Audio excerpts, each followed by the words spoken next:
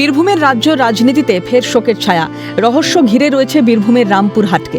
রামপুরহাটের টানা 5 বারের প্রাক্তন বিধায়ক তথা রাজ্য বিধানসভার প্রাক্তন ডেপুটি স্পিকার তথা রামপুরহাটের প্রাক্তন বিধায়ক আশিস বন্দ্যোপাধ্যায়ের আত্মহত্যা ঘিরে রাজ্য রাজনীতি তোলপাড়। রবিবার সকালে বীরভূমের হাটতলা পাড়ায় নিজের বাড়ি সংলগ্ন দলীয় কার্যালয় থেকেই উদ্ধার হয় এই বর্ষিয়ান নেতার দেহ।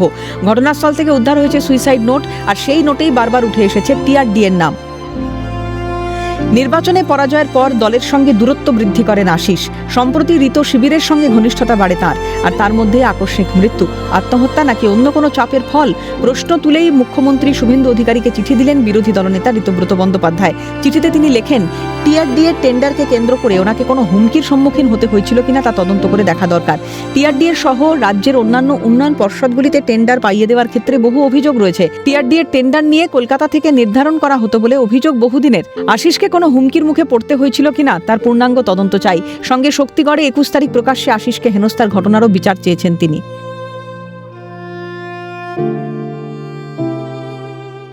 আমরা মাননীয় মুখ্যমন্ত্রীকে আজকে একটা চিঠি দিয়েছি, আমরা মেল করে দিয়েছি, আমরা তারপরে হোয়াটসঅ্যাপেও চিঠিটি পাঠিয়েছি ওনার সচিবালয়ে।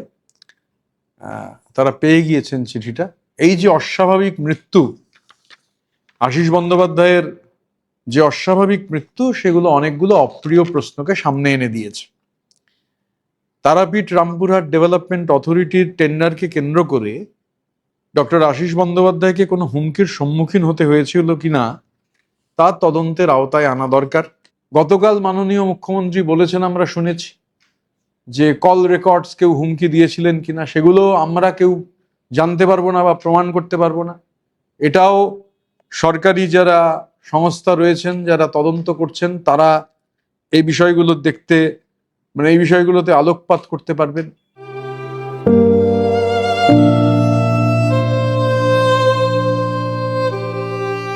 আশিস বন্দ্যোপাধ্যায়ের অস্বাভাবিক মৃত্যুর ঘটনার তদন্তে সোমবার ঘটনাস্থলে যায় ফরেন্সিক টিম।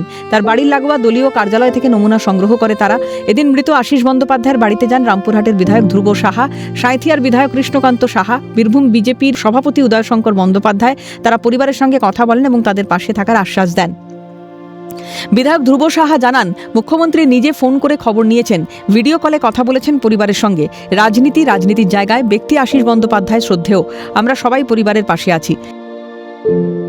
শুভেন্দু দা পরিবারের সঙ্গে কথা বলেছেন, কালকেও আমাকে বারবার ফোন করে মেসেজ করে খোঁজ নিয়েছেন, এবং রাত্রেও যখন একটা বিষয় নিয়ে মাননীয় মুখ্যমন্ত্রীর সঙ্গে কথা হয়েছে তখন আপনি কাল যাচ্ছেন তো বাড়িতে জিজ্ঞেস করেছেন।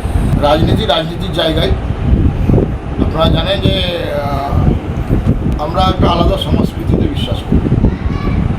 সেই সংস্কৃতিকে মান্যতা দিয়ে আমরা আগামী সময় চলব। নীতির লড়াইয়ের জায়গায় থাক।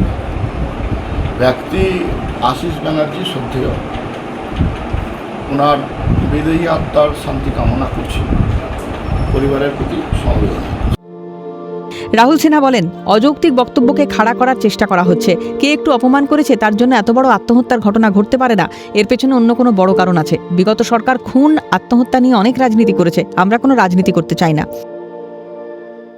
অযৌক্তিক বক্তব্যকে খাড়া করার চেষ্টা হচ্ছে। কে কাকে একটু অপমান করেছে আর তার জন্য এত বড় আত্মহত্যার ঘটনা হতেই পারে না। এর পেছনে অন্য কোনো কিছু আছে। এই বিষয়ে তদন্ত চলছে এবং তদন্তে সত্য বেরিয়ে আসবে। খুন নিয়ে, আত্মহত্যা নিয়ে, মানুষের মৃত্যু নিয়ে তৃণমূল কংগ্রেস অনেক রাজনীতি করেছে, সিপিএম এই রাজ্যে অনেক রাজনীতি করেছে। আমরা কোনো রাজনীতি করতে চাই না। আমরা চাই যে খুন, আত্মহত্যা, এই জাতীয় ঘটনা। একজন অভিজ্ঞ রাজনীতিকের এই রহস্য মৃত্যু সময় কি দেবে সব প্রশ্নের উত্তর, নাকি টিআরডি এর ফাইল খুললেই বেরিয়ে আসবে আসল সত্য? ক্যামেরায় সুপ্রিয় মল্লিকের সঙ্গে রাজা সাহা এবং ভোলানাথ চক্রবর্তীর রিপোর্ট, ক্যালকাটা নিউজ।